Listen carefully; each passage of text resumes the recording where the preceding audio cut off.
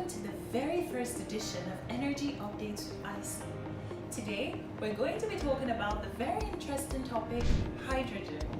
Now, while the world is trying to find cleaner and more sustainable energy sources to mitigate climate change, countries must ensure that these solutions are tailored to their energy needs. Now, among the many fuels being discussed in the world today, hydrogen is a hot topic. In the transportation industry, hydrogen-powered vehicles only release water vapor as a byproduct, as opposed to greenhouse gas emissions, which are very detrimental to the environment. Now, does this mean that hydrogen doesn't have a carbon footprint? I don't think so. The production of hydrogen itself is not as perfect.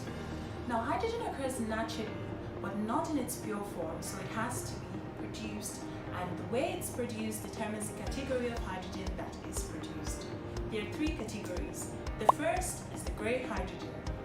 Grey hydrogen is the most common form of hydrogen in the world today because the production process is quite inexpensive and it produces great amounts of hydrogen. It's produced through a process called steam methane reforming. Here, steam and methane are mixed together to produce hydrogen and carbon dioxide.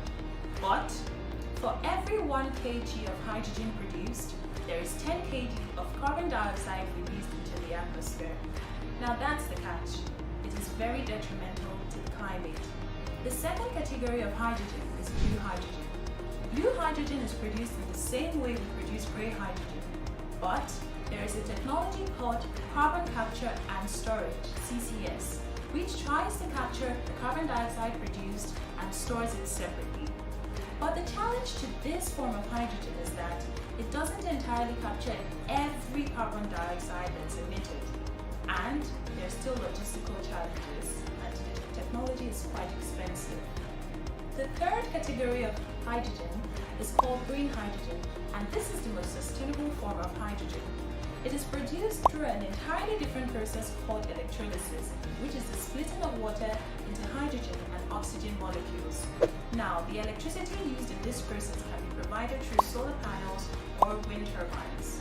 But the challenge to this process of producing hydrogen is that solar panels and wind turbines are not easily or commonly available for electrolysis.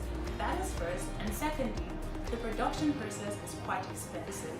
I hope we've been able to learn something today. Bye, and see you next week.